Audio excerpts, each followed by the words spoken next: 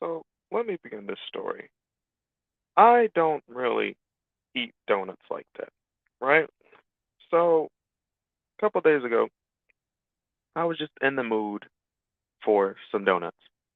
I'm not gonna, you know, for purposes, I'm just gonna say I was in the mood for some creamy cream donuts, and I was in a good mood this day. It was before, I was starting to have some back issues, so it was before that, so I was in a very good mood, and I was thinking, oh, how can me and my daughter celebrate this?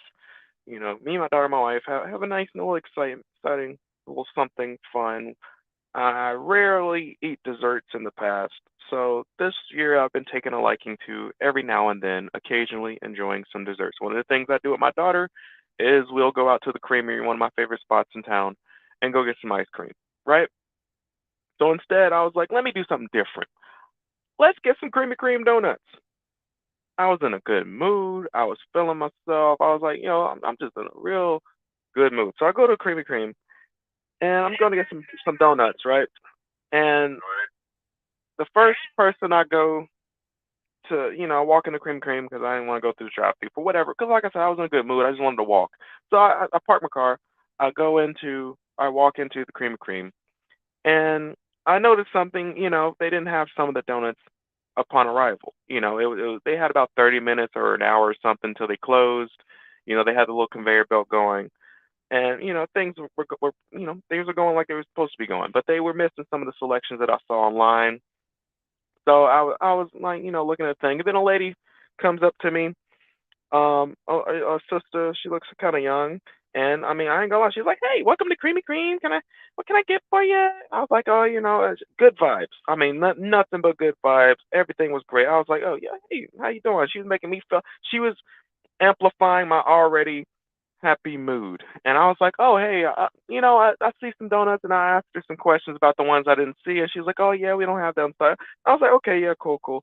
So I was like, "Okay, well now I got to change up what I was gonna get." I came to Cream and Cream. I thought I was gonna get these one types and this other type, and the two types that I actually wanted to try and do, they didn't have neither of them. So I'm like, "Okay, well, crap, I got to switch up again." So but at the same time, I'm like, I'm in a good mood. So while I'm making my selection, I noticed that there's this other young chick, and I kind of noticed she was kind of eyeballing me when I walked in, right? Now, mind you, I was the only customer at the time. Then all of a sudden, somebody pulls up through the drive-through or something, right? After I already walked in. And here's what this chick did. Now, the nice lady, she had the good vibes. The one that I was first talking to, hey, welcome to Chris Creek. Now, this chick, I guess she outranked her or something, or maybe the chick was just too nice to where the other chick was had a little more of a domineering personality. She comes over to the nice chick. Both the chicks are black. She comes over to the nice chick, and she's like, "Yeah, go handle that person at the window." And then all of a sudden she takes over for me. Now, mind you, I'm still up there making my mind because they didn't have the selection that I wanted. So I'm trying to be like, okay, now which ones do I want? Because the options that they had at the time, well, if I'm just being honest, I came for a specific types of donuts. And they didn't have neither of them, and I was just like, okay, well now I gotta adjust. Now the entire time while I'm making my selection, this next chick, she was on some different shit. I'm talking about the good vibes were not there at all. She was not there to be friendly. She was not there to none all that shit was out the window. She was like, "Yeah, what you want?" And I remained fairly stoic. I didn't let her get to me. I didn't let it interfere with my emotions, my mood, none of that. And I noticed she was signaling the entire time. Now, mind you, this is just a matter of seconds of me walking in. The first lady was there within like the first 10, 15 seconds I walked in. I was looking at the selection. It was about 30 seconds after that. And then maybe 5 or 6 seconds after she took over, because mind you, I already had the first lady taking care of me, and she forced the other lady to pretty much go to the window while she took care of me, which I was like, okay, I don't understand why she did that, but I come to find out now I know why she did that because let's just be real. There's some things that I talked about earlier in a prior broadcast. unforced error, and it is acknowledging the sisterhood, if you know what I mean. So some of you that don't know what that is, go check it out. But pretty much, I was like, yeah, she was definitely one of those type of sisters where she was making it obvious that she was not going to make my day better. She made it. She seemed to make it her goal that she was there to make my day worse because she saw I was in a good mood. The first lady was treating me nicely and politely, and everything was all happy-go-lucky. And she was like, "Oh nah, yeah, let me make this nigga's life terrible." Because there are just some terrible people out there like that. Unfortunately, you know, as black men, we have very few allies in this world, if any. And unfortunately, some black women take it upon themselves to make our lives hell. She struck me as one of those type of sisters. But I didn't pay her no mind. Now, while I'm making my selection, which only took me a couple of seconds, she took it upon herself to make it very clear with some ostentatious behavior. So she wanted to make it very clear that she was trying to make my life worse. I noticed that she was doing this thing where you know how some people they try to do this thing where they try to hurry you up or something like that, like hurry up, hurry up. Mind you, it was only taking me a couple seconds to make my selection, and she was doing that the entire time.